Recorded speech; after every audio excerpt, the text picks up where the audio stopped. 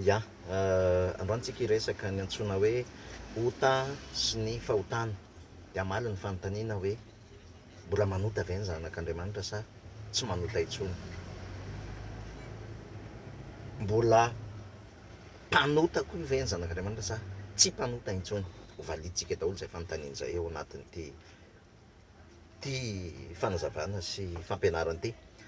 Voalohany indrindra aloha ny mila faritantsika dia ny antsoina hoe ota. Ny ota, raha ny tena marina, raha tena hazavaiko faran'izay tsotra izy dia izao: ny ota dia natiorany olombelona rehetra izay nateraky ny nofo. Rehefa nateraky Adama zany ianao, rehefa nateraky ny nofo ianao taranaka Adama, dia ao anatinao ny ota, satria taranaka Adama ianao. Zay raha faritana tsotra le izy. Ary dia mpanota ianao raha vao taranaka Adama, mpanota ianao raha vao taranaka Adama.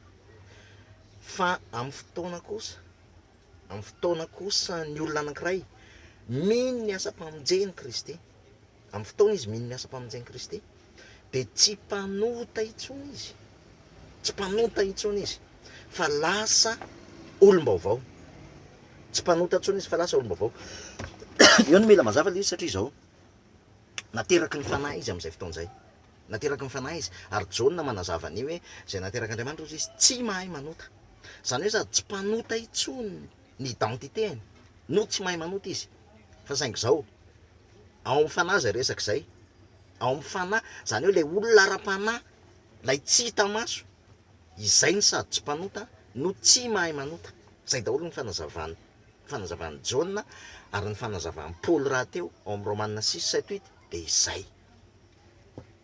Zao nefany sady tsy mpanota izy no tsy mahay manota ao amin'ny esprit, fa eo amin'ilay nateraky ny nofo, eo amin'ny koro sy eo amin'ny âme dia mbola tsy miseho eo zay, satria processus zay. Processus zay araka ny hazavainy Paoly any amin'ny Romanina, satria manazava an'io Paoly any amin'ny Romanina 6:7-8 hoe raha zaho ozy izy nofo namidy ho andevon'ny ota ozy izy, ary tsy zay tiako ny ataoko fa zay tsy sitrako ozy izy ny tanterahako. Raha manao an'izany dia tsy za intsony manao an'izany, fa ny ota zay mitoetra atao anatiko ozy izy. Zay ny zavatra hazavain'ny Paoly any. Dia rehefa mijerina zay tsika misy contradiction ao, zany hoe eo ilay olona ara-panahy tsy mpanota ary tsy mahay manota intsony, fa eo koa ilay hita maso corps zay mbola misy processus eo amin'ny vatany io, sy ao amin'ny âme antsika indrindraindrindra, satria ny zavatra ao amin'ny âme antsika no miseho amin'ny vatantsika. Zay zany. Ary rehefa tsy hitan'ny olona ny vahaolana amin'io dia na iza namely tena ilaza fa mbola mpanota izy, na efa zanak'Andriamanitra aza, na izy anamary tena ka ilaza fa tsy manota intsony, dia ireo zavatra anankiroa nefa samy diso daholo. Zay ny tapany voalohany aloha. Anazava ny tapany faharoa, satria hiditra lalindalina amin'izay amin'ny resaka hoe fahotana. Inona ny atao hoe fahotana?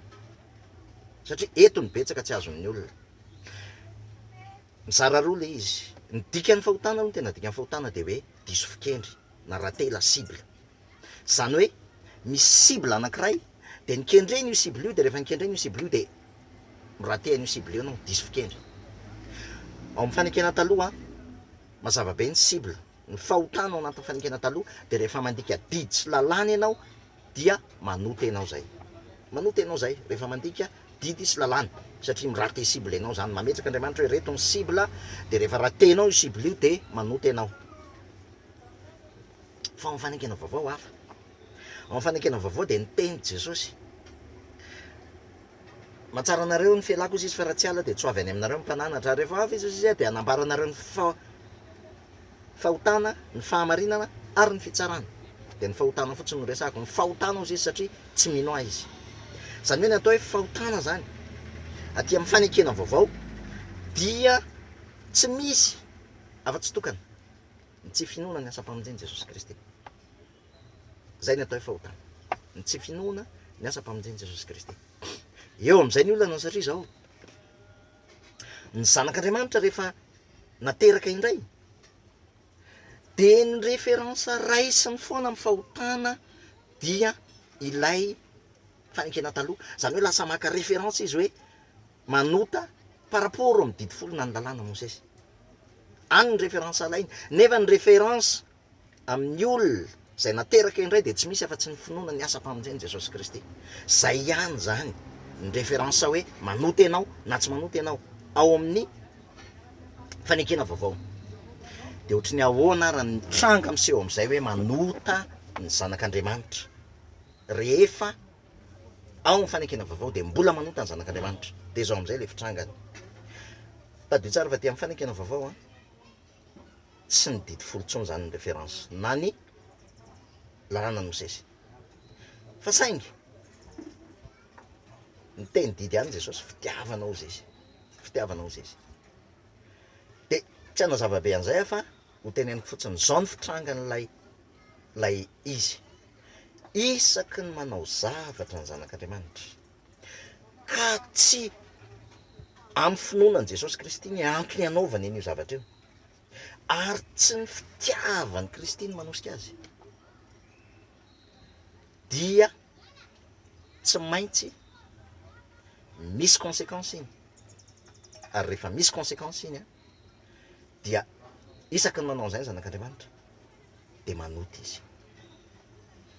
Tsy le acte ny important, tsy le acte ny important, fa ny tena important de ilay motivation, ilay raison mahatonga ny zanak'Andriamanitra manao zavatra ary ny conséquence mitranga avy eo. Zay ny important anatrehan'ny Andriamanitra, fa tsy le acte loatra.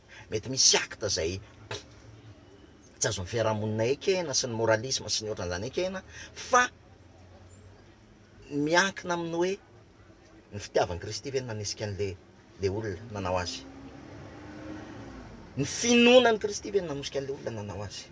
Fa raha vao tsy ny fitiavan'i Kristy sy ny finoanan'i Kristy no manosika ny zanak'Andriamanitra manao zavatra de tsy maintsy manota izy, manota foana izy, na jerena ho acte tsara ara ny zavatra ataony de manota izy. Satria nahoana? Satria égocentrisme zay, fitadiavana voninahitra zay, fitadiavana dery zay, fitadiavana lazy zay, de manota izy. Eto am'izay miditra ny purification ana conscience, satria samy hafa be ny purification ana conscience, ny conscience pure sy ny mamono eritreritra. De voly koa mantsiny a mampamono eritreritra, ary eo ny olana amin'ny fotoana ny zanak'Andriamanitra atosiky ny fanahin'Andriamanitra, atosiky ny fitiavan'Andriamanitra, atosiky ny finoanan'i Jesosy Kristy. Misy acte ray ataony, zay acte tsy voafehan'ny lalàna na ny didy, fa misy acte ataony zay atosiky ny fitiavan'i Kristy, atosiky ny finoan'i Kristy, atosiky ny atosiky ny finoanan'i Kristy, atosiky ny fitiavan'i Kristy, ary atosiky ny fanahy. Amin'ny fotoana izy manao an'izay ka pure ny conscience-ny, satria pure ny conscience ny zanak'Andriamanitra rehefa ny fanahy nanosika azy. Amin'ny fotoana izy manao an'izay de tsy maintsy miseho ny vokatry ny fanahy, tsy maintsy miseho ny vokatry ny fanahy, ary de ny conséquence an'izay mamoaka fiadanana sy fitsarana eo manodidina. Satria christocentrika tanteraka zay, fa tsisy égocentrisme, christocentrika tanteraka zay. Amin'ny fotoana kosa ny zanak'Andriamanitra manao zavatra anankiray zay tsy ny finoana an'i Kristy ny anaovany azy, zay tsy ny fitiavan'i Kristy ny manosika azy, fa ataony ihany le zavatra na ny tsy finoanan'i Kristy arany sy ny fitiavan'i Kristy manosika azy, ary mamono ny eritreriny izy, zany hoe tsy pure en conscience, mamono ny eritreriny izy, mieritreritra izy fa pure en conscience, mamono ny eritreriny izy. De am'izay fotoan'izay ny conséquence an'izay tsy maintsy hiteraka korontana, fanameloana, fitiavan-tena, fanafitohinana ny hafa sy ny zavatra maro isan-karazany. Manota ny zanak'Andriamanitra rehefa manao an'izay, manota izy rehefa manao an'izay, ary eto ny olana, satria raha mamono eritreritra izy dia tena hijanona ao anatin'izay izy, hijanona foana ao anatin'izay izy. Za tsy hiteny mihitsy hoe very ny famonjena, fa lasa lay firaisana amin'ny Kristy mihitsiny no lasa voatsembatsembana amin'iny fotoana iny, rehefa mamono eritreritra izy. Fa isaky ny mitranga kosa izay fotoan'izay mitodika eo amin'ny asa mpamonjeny Kristy ny zanak'Andriamanitra, satria tsisy fisoronana hafa intsony ahavonjy azy afa-tsy izay efa vita ny Kristy teo amin'ny azy fijaliana, miverina mitodika ambanjiny any Kristy, de miverina indray ilay fifandraisana. ranana fotoana ny hafa lay akta, satria vokatry ny fitiavan-tena, tsy ny fanahany Kristy nanosika, tsy ny finoana Kristy nanosika, tsy ny fitiavan Kristy nanosika anao nanao zavatra ka nana fotoana ny hafa, de mila enoana